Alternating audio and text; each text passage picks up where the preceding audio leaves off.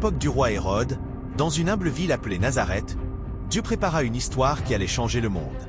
Marie vivait paisiblement et fidèlement à Nazareth, une jeune femme choisie pour un dessein divin. Joseph, un humble charpentier, était un homme fort, fidèle et appelé à protéger sa famille dans des temps incertains.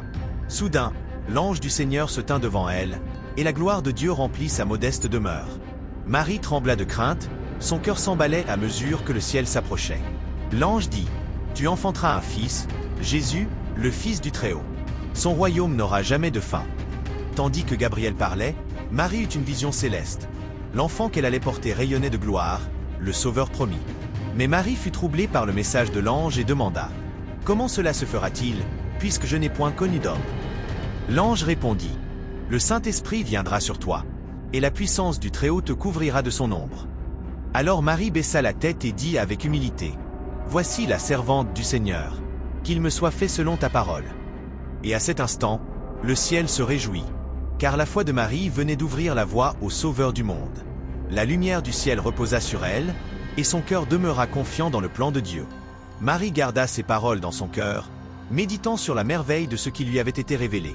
Lorsque Joseph apprit la situation de Marie, son cœur fut lourd de confusion et de tristesse.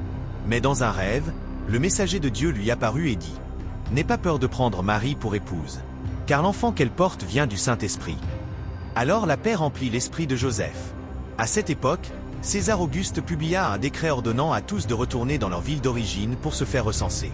Joseph et Marie se préparèrent donc et quittèrent Nazareth pour Bethléem, la ville de David. Ils voyagèrent à travers la poussière et les collines. Marie montait un âne, et Joseph la guidait sur le chemin, confiant en Dieu à chaque pas. Bethléem était bondée de voyageurs. Porte après porte, on leur refusait l'hospitalité. Pourtant, Dieu leur réserva un lieu humble, une étable tranquille, un abri pour les animaux, mais propice au miracle à venir. C'est là, dans cette humble étable, que Marie donna naissance à son fils premier-né.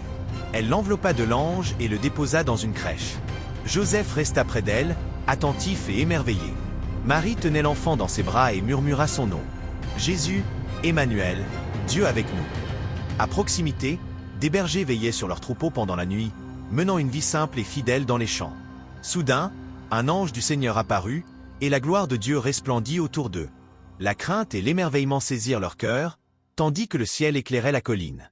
Alors, une multitude d'anges apparut et chanta : « Gloire à Dieu au plus haut des cieux, et paix sur la terre aux hommes qui l'agréent. » Remplis d'admiration et d'urgence, les bergers se dirent : « Allons à Bethléem, et voyons ce que Dieu nous a révélé. » Ils se hâtèrent et trouvèrent Marie, Joseph et l'enfant couché dans la crèche.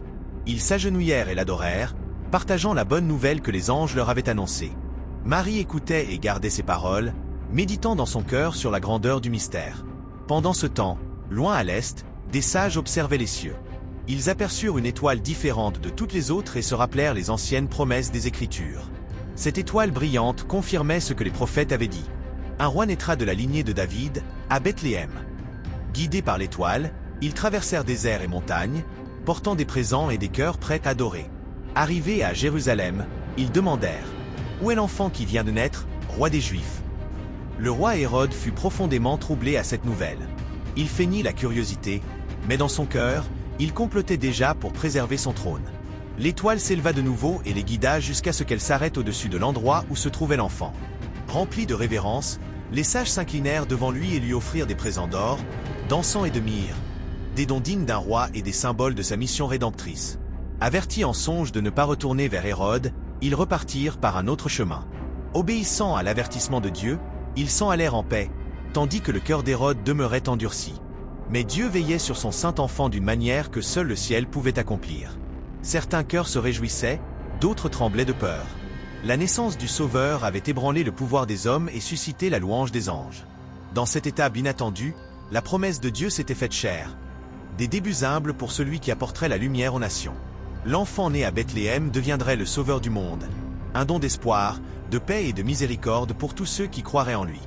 Dans les lieux les plus simples, le ciel a touché la terre. Une lumière s'est levée dans les ténèbres. La promesse a été tenue. L'amour de Dieu a été donné au monde. Souviens-toi de cette nuit. Un roi n'est pas né pour le pouvoir, mais pour l'amour. Et l'histoire commencée dans une étable continue encore aujourd'hui, dans le cœur de ceux qui croient. Merci d'avoir regardé. Si cette vidéo vous a touché, N'oubliez pas de l'aimer, de laisser un commentaire et de la partager avec quelqu'un qui a besoin d'un peu de foi aujourd'hui. Abonnez-vous à notre chaîne pour découvrir des histoires bibliques animées, fidèles à la parole et pleines de vie, pour tous les âges. Grandissons ensemble dans la parole de Dieu, une histoire à la fois.